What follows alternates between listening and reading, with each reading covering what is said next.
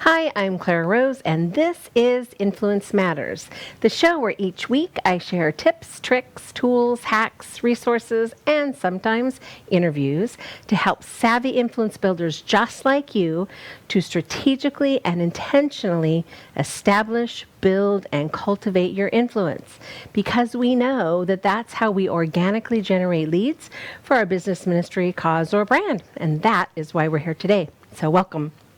Before we start, we always have to say thank you to our sponsors.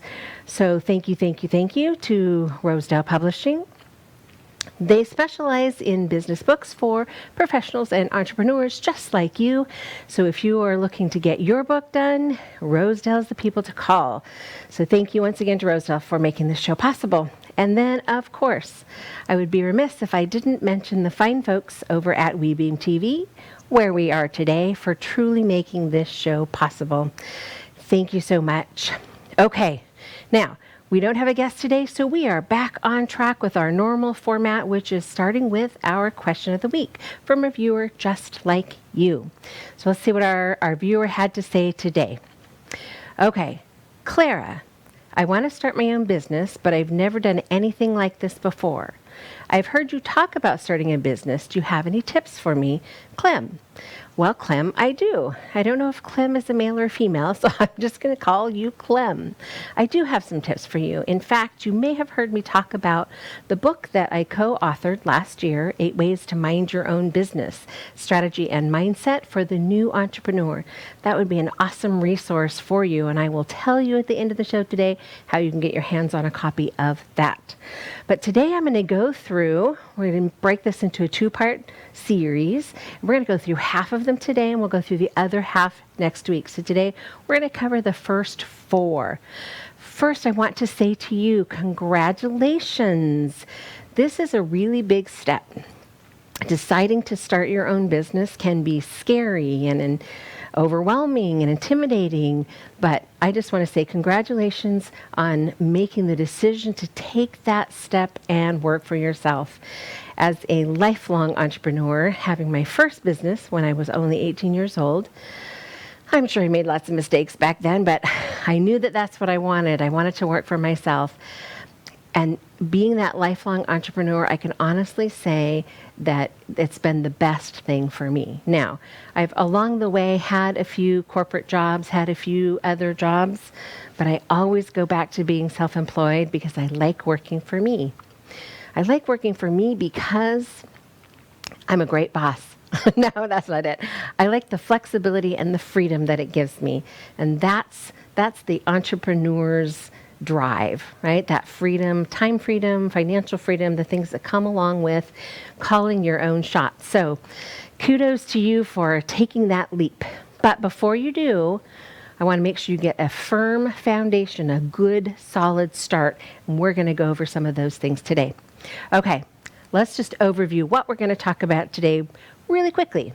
So 8 ways to mind your own business. We're going to talk about matters of passion, creation, business, these are the basics, and then operations. And those might sound like they are overlapping, but I'm going to break those down for you one at a time.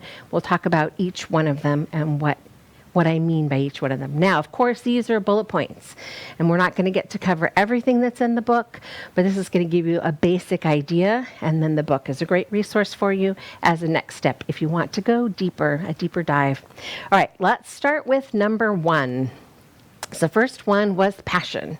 So what I have to say about passion is the importance of self-discovery, finding out what it is that truly lights you up. We hear a lot of people talking about passion these days, but I'm talking about looking for those activities that fulfill you. So before you start your new journey as a business owner, knowing what kind of work that you prefer, how you prefer to work, and what your natural strengths are is going to help set you up for success. So here's a good example for me. I could never work in a cubicle in an office. Number one, the noise, the distraction. I'm super social, so the distraction of people talking around me would probably keep me from doing my work as I'd be engaging with all these other people. Something exciting going on, squirrel, I'd be off doing something else. So a cubicle wouldn't work for me in that way, but it also, I would feel stifled and boxed in, like I couldn't be creative, I couldn't be me.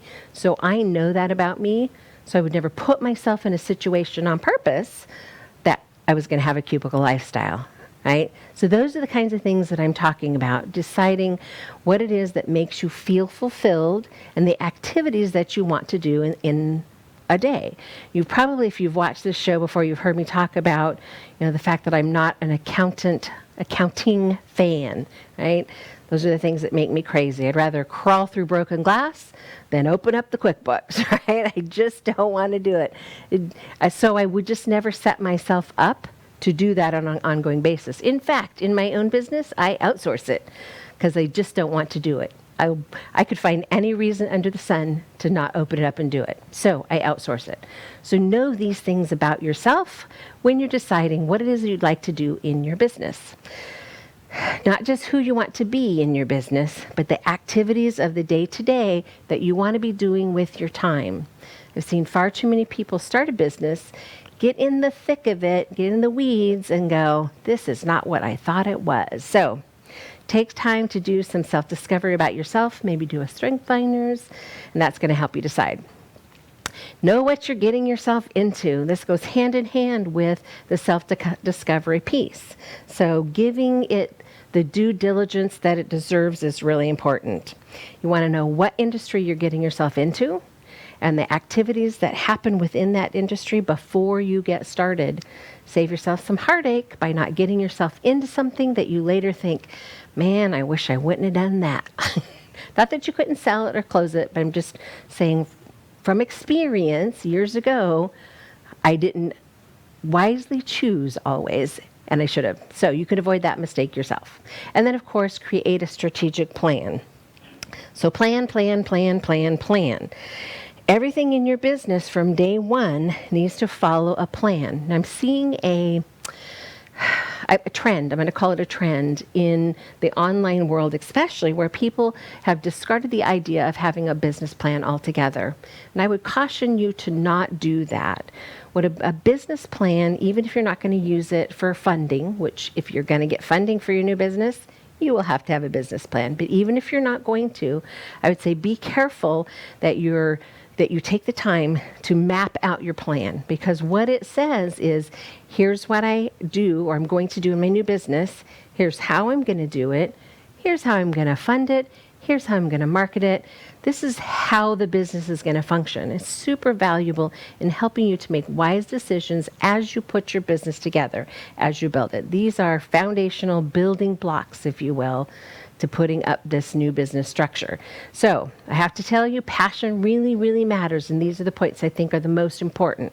And my pro tip, of course, for you is to don't skip this step. It's foundational to the success of your new business. So you have been warned. All right, let's move on to the next piece. We call this creation. So what is creation?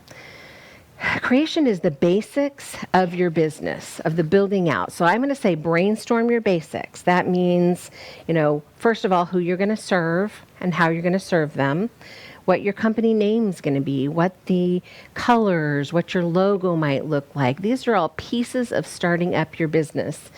I've seen a few people like hang a shingle and just go without any of these pieces.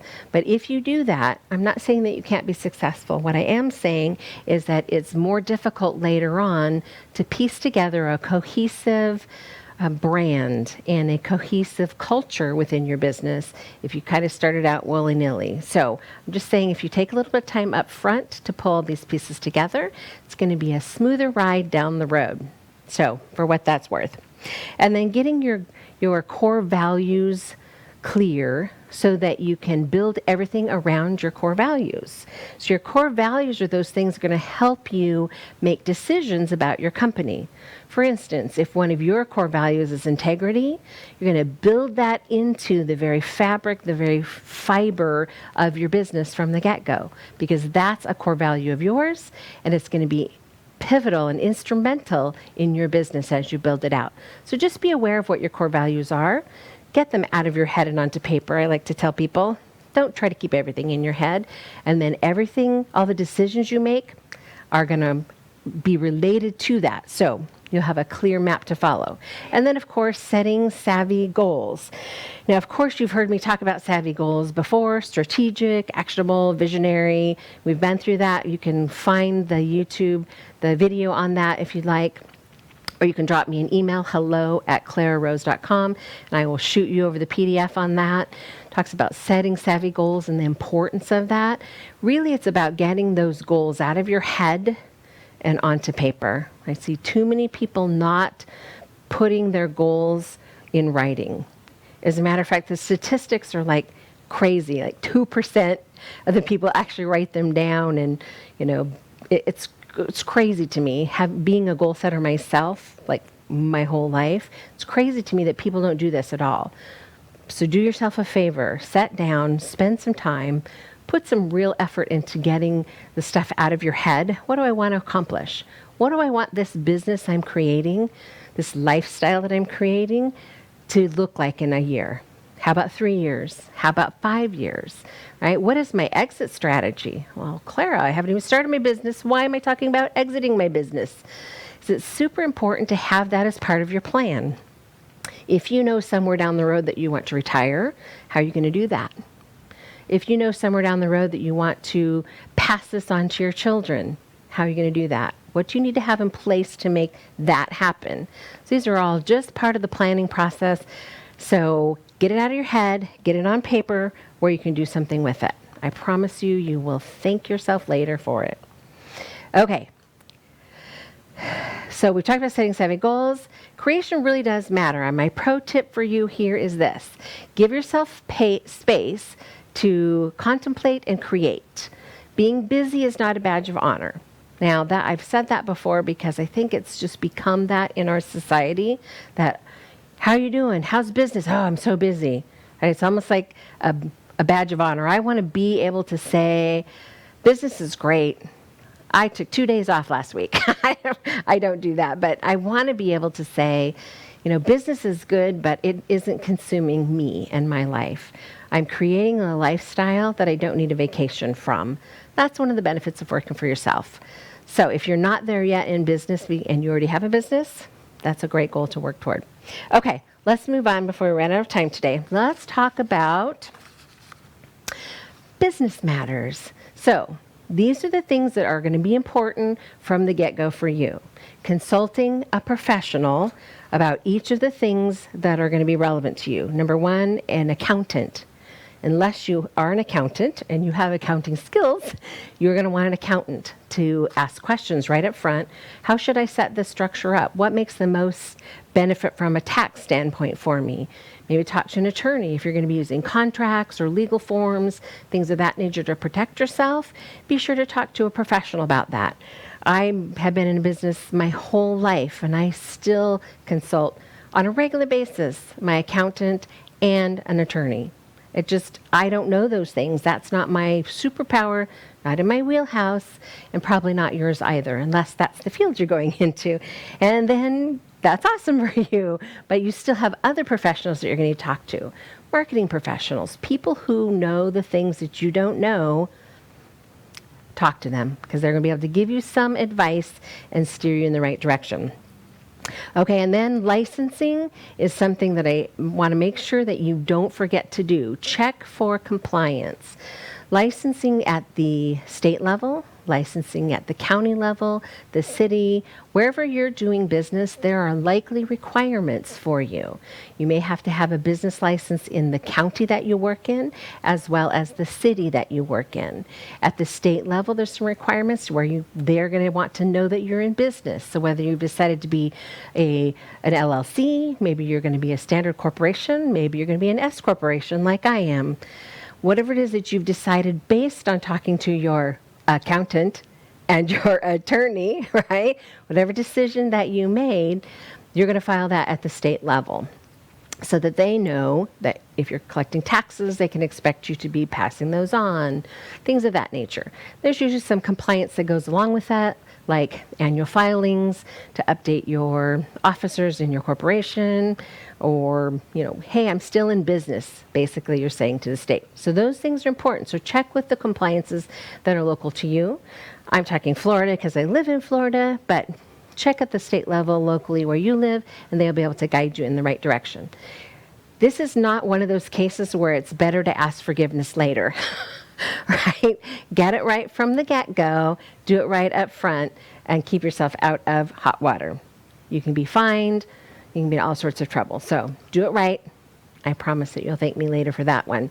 Okay, and finally, be sure to cover your assets. Protect your assets. And then, of course, my pro tip is it's time to think like a boss. As the owner, you are ultimately responsible for everything. And what I mean by that is the buck stops with you, right? When poop comes, it's going to hit you. That's just the way it works. So all of the things that your boss took care of previously when you were an employee, now those are your responsibility to take care of. If you had great benefits where you worked, as an employee, you have to stop and think, how will I now cover those things that my employer used to provide for me? For instance, health insurance. If you've always had health insurance through your employer, you may be surprised at the cost of health insurance when you're a self-insured person. There are some organizations out there that you can become a part of, that you can participate and get group insurance. Sometimes a particular industry will offer insurance on a group basis for people within that industry. Do some research and find out how you can get the insurance that you're going to need to cover your assets. You don't want to put yourself in a position of liability, big liability, if something happens just because you've decided to be your own boss instead of working for somebody else as a boss. So even though up front you're thinking, man, Clara, that sounds like a lot of money, I promise you that the very basics are necessary. You want insurance to cover your business in case somebody tries to sue you over something. Maybe if you give advice, maybe errors and omission insurance, and then health insurance, maybe supplemental insurance, life insurance. Those are the kinds of things that you will have to cover for yourself now that you're the boss. Also, if you had a 401k, you're going to need to talk to a professional about maybe where you can roll that and do it as a self-employed person. So there's lots of great stuff out there for you as a self-employed person. You need to find the professionals who can help you to do that correctly. So you're covering your assets. Okay, let's move on to the last one for today before we run out of time. This is operations. Now, operations is a huge section, but I want to give you the basics. First of all, finding the best tools to do the things that you need to do. I'm talking about tools for your marketing, tools for anything that you're not going to do yourself or that you're going to do, but you need a tool to make it faster, better, easier, more systemized. That's what I'm talking about. So for instance, for me, Canva is a must. If you follow me, you know that I use Canva for almost everything. Canva and PowerPoint are some of my favorite tools, but Canva lets you create tools. It's an online program, canva.com, online program. You can get it for free, or you can pay the pro, which I have the pro, but it's like $15 a month. And it lets you put your branding in there, which to me, totally worth it to have my branding, my colors, my font, everything that I use in my branding automatically shows up, and I don't have to go searching for it. And then everything looks like Clara when you see it on social media because it all has the same feel to it. I do that in Canva. Super inexpensive, very low learning curve, and they have great pre-made stuff for your social media. You can just go in and swap out for, different verbiage or a different maybe picture that you like better, and a huge catalog of stuff to choose from. Pictures and icons and you name it, they have it. And of course now they print for you if you want to make your business cards there or your brochures and print them. You can do that. You can also now schedule directly to your social media after you create the image. So to me, that's gold. That's a tool that they're rocking it, and I highly recommend them. I don't get anything for telling you that, but it's going to make a difference in your business. That's why I'm sharing it. So there are lots of social media sharing tools that you could also use, but Canva has become my current favorite, and those are the kinds of tools that make my job and will make your job easier. Okay, all right, let's move on to the next step before we run out of time. Getting organized. Now, I'm an organizer, and I love all things organized, and I love being organized. I love color coordinating. I love all those things. They're a natural tendency for me. If those are not a natural tendency for you, this may take a little effort, but I promise you it's going to save you down the road. If you do things the same way in a systemized way every time, you're going to save space in your brain, right? If you don't have to think about, what the heck did I do with that sticky note with that person's name and phone number on it, right? Or lose the sticky note with that person's name and phone number on it. I'm just telling you, if you have an intake form for every person you talk to on the phone for a potential new client, you will always know where that is. You have a systemized way of tracking things. That's what I'm talking about by getting organized. Scheduling things. Having a scheduling tool. I love Zoom.ai. It's a scheduler that lets me and my clients have access to my schedule. So if you hopped on clararose.com and said, I want an appointment with Clara, you could click on Chat with Clara, get an appointment, and it will let you choose from my calendar a day and time that works well for you to have a conversation with me. It'll ask you why you want to have a conversation with me. And then it has some follow-up. So it'll remind you that you have an appointment coming up. It's going to send me a reminder that you have an appointment coming up. Then we'll hop on a Zoom call and we'll chat about whatever it is you wanted to chat about. That's the kind of thing that I'm talking about. Those tools will make a difference. Get out of your head, get organized. I have a lot more to say about that, but I don't have time. Let's wrap this up, and then I want to get you started on the right foot here. Plan your gratitude is my final operations. Plan your gratitude. Gratitude is such an important piece in your business that you have to plan to show how thankful you are, the gratitude that you have for the people who make your business possible. Notice how I said that. Without customers, you do not have a business. So planning from the get-go to show gratitude is going to be an important piece, letting them know that you are thankful that they're there, that, in a strategic and planned way. So I have a couple of things that I do, but I don't have time to talk about them, but I'm running out of time. But simple things like every client when I'm done is going to get a thank you card. Or, every person who does this program with me is going to get 50% off if they do another program with me. Thank you for being a part of my business, for making it possible for me to be in business for myself. So plan your gratitude. Okay, and then before we go, I want to give you one final pro tip on that. So my pro tip here is any repeated task needs a system. Anything that you do repeatedly, you can create a form, a file, a follow-up, a system. You can create some way of making it semi-automatic. You can, in some way, make it trackable. Now, it's going to keep you out of trouble just from being an organized standpoint, but when you start talking employees, when you start hiring people, it's going to keep you out of trouble accidentally, inadvertently discriminating against someone because everyone got treated the exact same way. Your customers all get treated the exact same way. So that is really what I'm talking about when I say get out of your head, right? Free up headspace for other things. Free up headspace to be creative. Creativity takes an incredible amount of energy, something I absolutely love, of course, but it does take a lot of time and energy.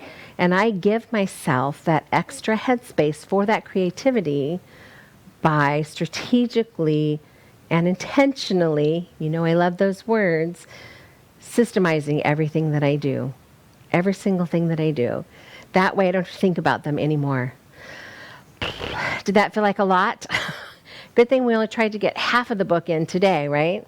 Okay, let's do a quick review of them while we still have a couple minutes left. Okay, so passion matters. We talked about matters of passion, so getting your self-discovery, giving due diligence its due, and then doing some strategic planning. Creation matters, which is your company, color, name, logo, who you serve, the foundational stuff in your business.